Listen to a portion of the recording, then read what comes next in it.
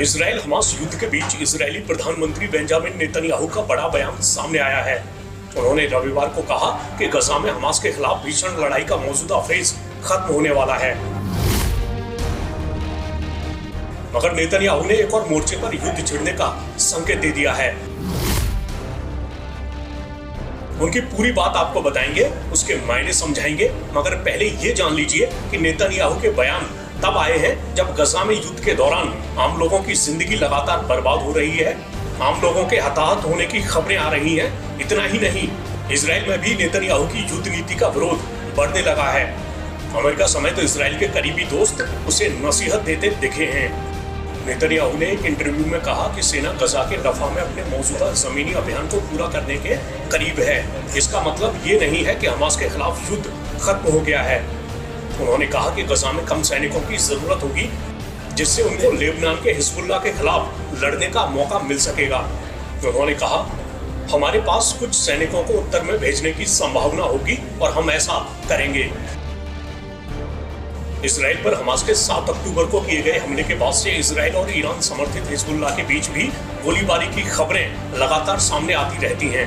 मगर हाल के हफ्तों में ये लड़ाई बढ़ गई है, जिससे एक और युद्ध शुरू होने का खतरा पैदा हो गया है। नेतन्याहू ने कहा कि उन्हें संकट का कूटनीतिक समाधान तलाशने की उम्मीद है, लेकिन साथ ही उन्होंने संकल्प जताया कि जरूरत पड़ने पर समस्या को अलग तरीके से हल किया जा सकता है। उन्होंने कहा, हम कई मोर्चों पर लड़ सकते हैं और हम इसके लिए तैयार हैं। इस बीच इजराइल में नेतन्याहू सरकार के खिलाफ बड़े पैमाने पर प्रदर्शन हो रहे हैं। ये प्रदर्शनकारी अभी भी गजा से उन लोगों के ना लौट पाने से नाखुश हैं, जिनको इजराइल पर हमास के हमले के दौरान बंधक बनाया गया था। प्रोटेस्ट के बीच लोगों की इस तरह की राय सामने आ रही है। We want elections and we want a new government. We want a responsible government. We want to change this situation.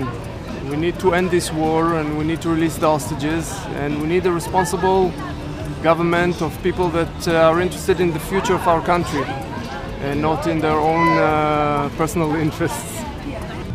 Every day you wake up in the morning, you read the news about soldiers that died in combat, and there's no future. We don't get any results. The hostages are there for more than 8 months now, and we don't do anything basically to bring them. I have friends and relatives who died in October 7th and after that as well, and I don't see how it's changing unless Bibi Netanyahu is leaving this place.